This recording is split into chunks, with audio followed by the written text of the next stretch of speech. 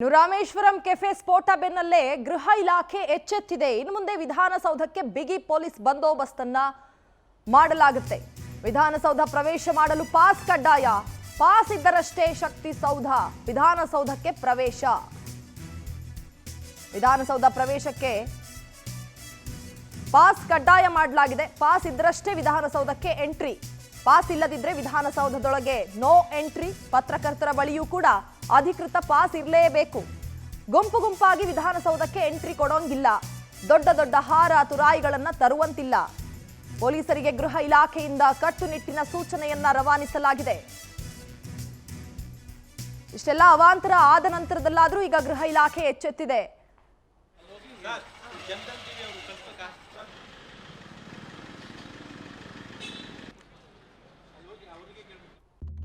ಈ ಪವಿತ್ರ ರಾತ್ರಿ ಎಚ್ಚರವಾಗಿದ್ದು ಸ್ವಲ್ಪ ಅರಿವನ್ನ ಕಾಪಾಡಿಕೊಂಡರೆ ಇದು ನಿಮ್ಮ ಜೀವನದಲ್ಲಿ ಮಹತ್ತರ ಒಳಿತನ್ನು ತರುತ್ತೆ.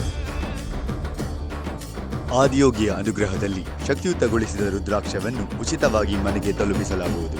SMS ಮೂಲಕ ನೋಂದಣಿಗಾಗಿ 8300 ಮಿಸ್ ಕಾಲ್ ನೀಡಿ. ಇದು ನಿಮ್ಮೆಲ್ಲರಿಗೂ ಕೇವಲ ಜಾಗರಣೆಯ ರಾತ್ರಿಯಲ್ಲ, ಜಾಗೃತಿಯ ರಾತ್ರಿ ಆಗಬೇಕು.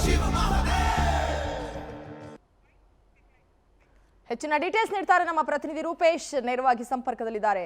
ರೂಪೇಶ್, ಈಗ ಗೃಹ ಇಲಾಖೆ ಎಚ್ಚೆತ್ತಿರುವಂತದ್ದು ಹಲವು ಅವಾಂತರಗಳಾಯ್ತು. ಈಗ ಒಂದು ಮೊನ್ನೆ ಪಾಕ್ ಪರ ಘೋಷಣೆ ಕೂಗಿದಿರ್ಬೋದು ಅಥವಾ ಈ ಬಾಂಬ್ ಬ್ಲಾಸ್ಟ್ ಪ್ರಕರಣ ಇರ್ಬೋದು. ಇದೆಲ್ಲ ಆದ ನಂತರದಲ್ಲಾದ್ರೂ ಗೃಹ ಇಲಾಖೆ ಎಚ್ಚೆತ್ತಿದೆಯಲ್ಲ ಅನ್ನೋದೇ ಒಂದು ಸಮಾಧಾನಕರ. ಏನೇನೆಲ್ಲ ಸೂಚನೆಗಳನ್ನ ಕೊಡಲಾಗಿದೆ ಅಂತ ರೂಪೇಶ್?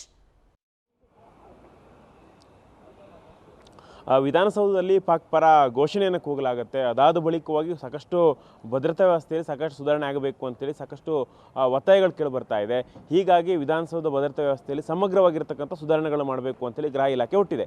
ಇಲ್ಲಿ ಪ್ರಮುಖವಾಗಿ ಮೊನ್ನೆ ಪಾಕ್ ಪರ ಜಿಂದಾಬಾದ್ ಅಂದಾಗಲೂ ಕೂಡ ಅಲ್ಲಿ ಒಂದಿಷ್ಟು ಜನಕ್ಕೆ ಒಬ್ಬ ರಾಜಕಾರಣಿಗಳು ಬರ್ತಾರೆ ಅಂತಾರೆ. ಅವ್ರ ಹಿಂದೆ 20-30 ಜನ ಬರ್ತಾರೆ. ಆವಾಗ ನಾನು ಹೇಳಿದ್ದೀನಿ ಬಿಡಿ ಅಂತೇಳಿ ಹೇಳ್ತಾರೆ. ಆ ಸಂದರ್ಭದಲ್ಲಿ ಸರಿಯಾಗಿ ಚೆಕ್ಕಿಂಗ್ ಕೂಡ ಆಗೋದಿಲ್ಲ.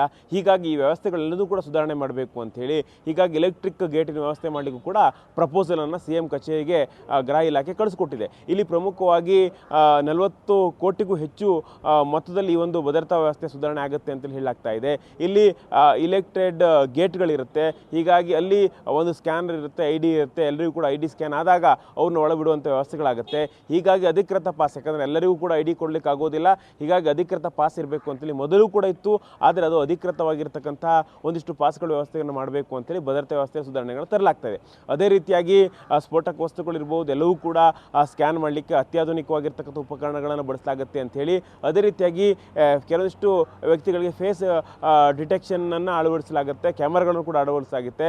ಅವರು ವಿಧಾನಸೌಧಕ್ಕೆ ಎಂಟ್ರಿ ಆದ ಮೇಲೆ ಎಲ್ಲೆಲ್ಲಿ ಹೋಗ್ತಾರೆ, ಎಲ್ಲೆಲ್ಲಿ ಬರ್ತಾರೆ, ಎಷ್ಟೊತ್ತಿಗೆ ಎಕ್ಸಿಟ್ ಆಗ್ತಾರೆ, ಇವೆಲ್ಲವನ್ನು ಕೂಡ ಸಮಗ್ರವಾಗಿರ್ತಕ್ಕಂಥ ಕಣ್ಗಾವಲು ಇಡಲಿಕ್ಕೆ CCTV ಕ್ಯಾಮರಾಗಳನ್ನು ಕೂಡ ಅಳವಡಿಸಬೇಕು ಅಂಥೇಳಿ ಒಂದಿಷ್ಟು ಭದ್ರತಾ ವ್ಯವಸ್ಥೆ ಸುಧಾರಣೆಗಳು ತರಲಿಕ್ಕೆ ಹೊರಟಲಾಗಿದೆ. ಅದೇ ರೀತಿಯಾಗಿ ಇನ್ನೊಂದಿಷ್ಟು ಸುಧಾರಣೆಗಳನ್ನು ಕೂಡ ತರಲಿಕ್ಕೆ ಇಲ್ಲಿ ಗೃಹ ಇಲಾಖೆಯಿಂದ ಪ್ರಸ್ತಾವನೆಗಳು ಹೊರಟಿದೆ. ಯಾಕಂತ ಹೇಳಿದ್ರೆ ಅವರು ಒಬ್ಬ ವ್ಯಕ್ತಿ ಬಂದಾಗ ಸಾಕಷ್ಟು ಜನ ಒಳಗಾಗಿ ಬರ್ತಾರೆ, ಅದು ಕೂಡ ಸ್ಟಾಪ್ ಆಗಬೇಕು. ಅದೇ ರೀತಿಯಾಗಿ ವಿಧಾನಸೌಧಕ್ಕೆ ಹಾರ ತರ್ತಾರೆ, ತುರಾಯಿಗಳನ್ನು ತರ್ತಾರೆ, ಬೇರೆ ಬೇರೆ ರೀತಿ ವಸ್ತುಗಳನ್ನು ತರ್ತಾರೆ. ಇವೆಲ್ಲವೂ ಕೂಡ ಬ್ಯಾನ್ ಆಗುತ್ತೆ ಅಂತ ಹೇಳಿ ಹೇಳಲಾಗ್ತಾ ಇದೆ. ಈ ಮೂಲಕವಾಗಿ ಸಮಗ್ರವಾಗಿರ್ತಕ್ಕಂಥ ಭದ್ರತಾ ವ್ಯವಸ್ಥೆಯಲ್ಲಿ ಸುಧಾರಣೆಗಳು ತರಬೇಕು. ಸಂಸತ್ತಿಗೆ ಯಾವ ರೀತಿಯ ಭದ್ರತೆಯನ್ನು ಕೊಡಲಾಗುತ್ತೆ ಅದೇ ರೀತಿಯಲ್ಲಿ ಇಲ್ಲಿ ವಿಧಾನಸೌಧಕ್ಕೆ ಕೂಡ ಭದ್ರತೆಯನ್ನು ಕೊಡಬೇಕು ಅಂತೇಳಿ ಪ್ಲಾನ್ ಅನ್ನು ಮಾಡಲಾಗ್ತಾ ಇದೆ. ಹೀಗಾಗಿ ಪ್ರಪೋಸಲ್ನ CM ಕೊಟ್ಟಿದ್ದು CM ಕಚೇರಿಯಿಂದ ಅಪ್ರೂವಲ್ ಸಿಕ್ಕ ಕೂಡಲೇ ಇದು ಇಂಪ್ಲಿಮೆಂಟ್ ಆಗುತ್ತೆ ಅಂತೇಳಿ ಹೇಳಲಾಗ್ತಾ ಇದೆ.